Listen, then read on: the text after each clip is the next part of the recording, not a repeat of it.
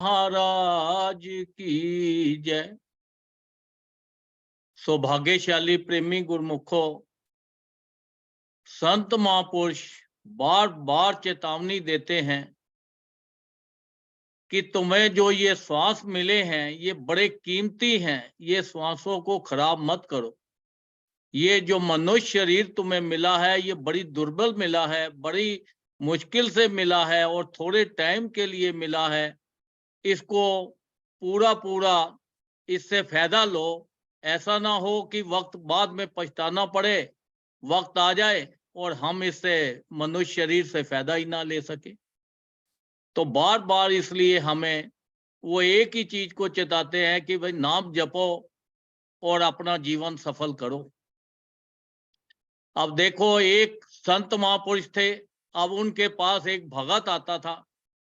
अब वो भगत जो बहुत ही प्रेमी था, तो उन्होंने संत महापुरुषों को बेनती की कि महाराज मेरे घर पे आओ। अब संत महापुरुष उनके घर पे गए। अब उस बंदे की स्थिति इतनी नहीं थी कि वो बहुत ज्यादा खर्च कर सके। उसने जितना भी हो सका उनकी सेवा की और संत महापुरुष उनके ऊपर खुश हो गए। जब खुश हो गए तो खुश होने के बाद उन्होंने उस भगत को एक पारस का पत्थर दिया और कहा कि देखो ये 7 दिन तक तुम अपने पास रखो और इससे तुम्हारी आर्थिक स्थिति बहुत अच्छी हो जाएगी, तुम बहुत अमीर बन सकते हो और 8वें दिन मैं इसको ले जाऊंगा।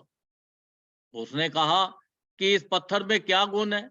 उन्होंने कहा कि इस पत्थर में ये गुण है कि आप लोहे के साथ टच करोगे तो वो सोना बन जाएगा। तो आप हिसाब लगा लो कि आप लोहा खरीद के सोना बना के कितने अमीर बन सकते हो। बड़ा खुश हुआ। उसने कहा ठीक है। अब जैसे ही वो संत महापुरुष चले गए तो उसके घर पे कुछ मेहमान आ गए। अब वो मेहमानों का तांता सा लग गया। 2-4 दिन वो मेहमानों में इतना बिजी रहा कि वो भूल ही गया कि संत महापुरुष मुझे सोना बनाने का पारस पत्थर दे गए। अब 2-4 दिन उसमें उसी में बीत गए। उसके बाद उसको फिर याद आया कि आज तो कितने दिन बीत गए, तो मैंने तो सोना बनाना था। चलो फिर। अब वो बाजार जब निकला सोना लेने के लिए तो उसके कस्टमर आ गए। अब कस्टमर आ गए तो वो कस्टमरों को दुकान पे सौदा देने के लिए चला गया। जब सौदा देने में इतना व्यस्त हो गया, कुछ और कस्टमर आ गए, वो शाम पड़ गई, वो फिर भूल गया। जब भूल गया तो फिर उसके बाद अब वो रात को सोचने लगा, कहने लगा आज भी रह गया, चलो कल जाएंगे। जब अगले दिन फिर गया बाजार में सोना लेने के लिए तो वहां मेला लगा हुआ था। अब वो मेला देखने में इतना व्यस्त हो गया, इतना व्यस्त हो गया कि वो भूल ही गया कि उसने सोना बनाना था। अब जब शाम पड़ी तो उसके यार दोस्त मिल गए। जब यार दोस्त मिल गए तो उन्होंने बोला भाई मेला देखा है, चलो आज भांग पी लेते हैं। उन्होंने भांग पी ली। अब भांग पी के वो इतना अचेत हो गया कि उसे अपने आप की होश ही नहीं रही और वो वहीं पड़ा रहा और उसकी तबीयत भी खराब हो गई। अब अगले दिन उसकी सारा दिन तबीयत खराब रही और तब भी वो नहीं हुआ। आई इतने में वो 7 दिन बीत गए तो संत महापुरुष आए। अब संत महापुरुषों ने आकर कहा कि भाई लाओ हमारा पारस पत्थर लाओ। अब वो पारस पत्थर तो देना पड़ेगा, वो दे दिया। अब वो बार बार रोने लगा और कहने लगा महाराज मेरे ऊपर कृपा करो, थोड़ा सा टाइम मुझे और दे दो ताकि मैं कुछ तो सोना बना लूं। पर संत महापुरुषों ने कुछ सुना ही नहीं। अब वो पत्थर को लेके चल दिए।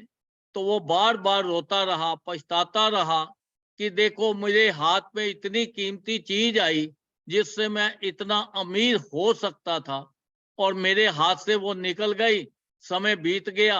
अब वो रोता रहा। अगर कोई किसान खेत में बीज डाल दे और उसके चिड़िया उसके बीजों को खा जाए तो किसान क्या करेगा? कुछ नहीं करेगा, हाथ मलता रह जाएगा, पछताएगा कि इसका कोई और इलाज कर देता, कुछ भी कर देता, तो वो बहुत परेशान होगा। तो ऐसे ही भगवान ने हमारे ऊपर कृपा करके हमें ये जो मनुष्य दे दी है, ये पारस का पत्थर है। ये पारस के पत्थर से हम भगवान से मिल सकते हैं, सोना बना सकते हैं। हम ये नाम जपेंगे, परमात्मा का नाम लेंगे, संसार में अच्छे काम करेंगे, सबकी सेवा करेंगे, सबके लिए अच्छा सोचेंगे, अच्छा करेंगे, तो देखो हमारा ये जीवन जो है मनुष्य देह, ये सफल हो जाएगी और हम भगवान के प्यारे हो जाएंगे।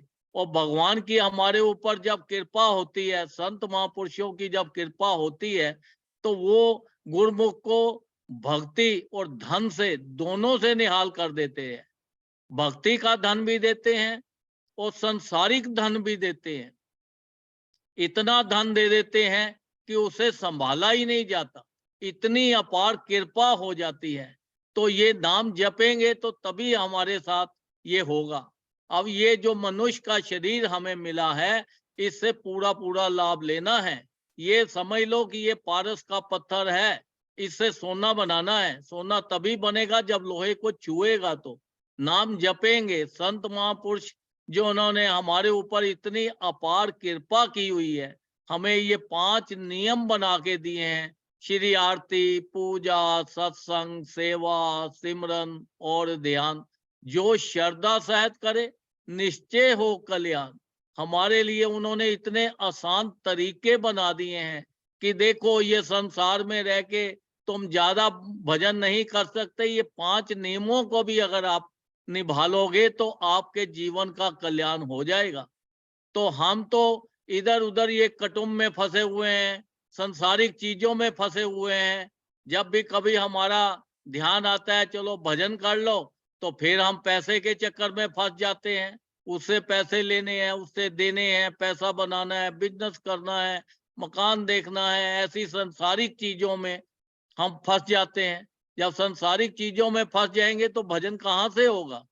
भजन करने के लिए उस परमात्मा ने हमारे लिए जो नियम बनाए हैं, इनका भी अगर हम पालन कर लेंगे तो तब भी हमारा कल्याण हो जाएगा। हमें ज्यादा से ज्यादा भजन करने के लिए कोई टाइम नहीं होता। आप उठते बैठते चलते फिरते हर वक्त आपका ध्यान जो है संसारिक काम करते हुए उस परमात्मा के अंदर होना चाहिए। तुम्हारे ये जो भजन है, ये श्वासों के साथ चलना है, मुंह के साथ नहीं चलना, शोर मचा के नहीं चलना। ये श्वासों के साथ है। मुंह के साथ अपना काम करते रहो और श्वासों के साथ अपना काम करते रहो। ये संसार के अंदर हम अमीर बनने की कोशिश तो बहुत करते हैं कि हमारे पास पैसा आ जाए, हम अपने शरीर का ख्याल रखें, रिश्तेदारों में जले। पर ये नहीं आप सोचते, देखते कि हमारी जो आत्मा है ये कितनी कमजोर होती जा रही है। भगवान ने तो जब संसार में हमें भेजा था तो आत्मा बहुत ताकतवर थी, तब ये परमात्मा के साथ अटैच थी। अब बच्चा देखो संसार में जब जन्म लेता है तो वो रोता क्यों है। एक बार एक आदमी उसके हकीम के पास ले गया और कहने लगा, महाराज ये बच्चा जो है अभी पैदा हुआ है, ना तो इसको भूख है, ना इसको कोई तकलीफ है, पर ये रोता क्यों है। अब हकीम जो था वो समझदार था बहुत। अब हकीम ने बोला कि देखो, इसकी जो लिव लगी हुई थी उस परमात्मा के साथ, वो कनेक्शन जो इसका टूट गया है, इसलिए रो रहा है। ये परमात्मा से प्रार्थना कर रहा है, रो रहा है कि महाराज मुझे अपने से अलग मत करो। जब हम संसार में आते हैं तो हम उस परमात्मा के साथ अटैच होते हैं। जैसे ही ये माया जाल के अंदर फंसते हैं, वो माया जाल में फंसते फंसते फंसते फंसते बस मैं ही मैं कहने लग जाते हैं और कुछ भी हमें याद नहीं आता। फिर तो हम कहते हैं ये मकान मेरा है, ये दुकान मेरी है, ये परिवार मेरा है, ये गाड़ी मेरी है, हर चीज मेरी मेरी करने लग जाते हैं।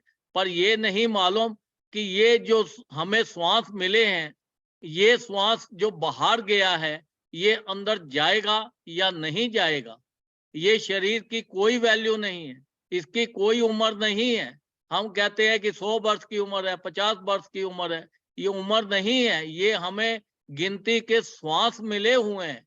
अब जैसे किसी को $100 मिल जाए और उसको बोलो कि ये लो खर्च करके आ जाना, किसी ने 1 दिन में खर्च कर दिए, किसी ने 5 दिन में खर्च कर दिए, किसी ने 50 दिन में खर्च कर दिए, किसी ने 100 दिन में कर दिए।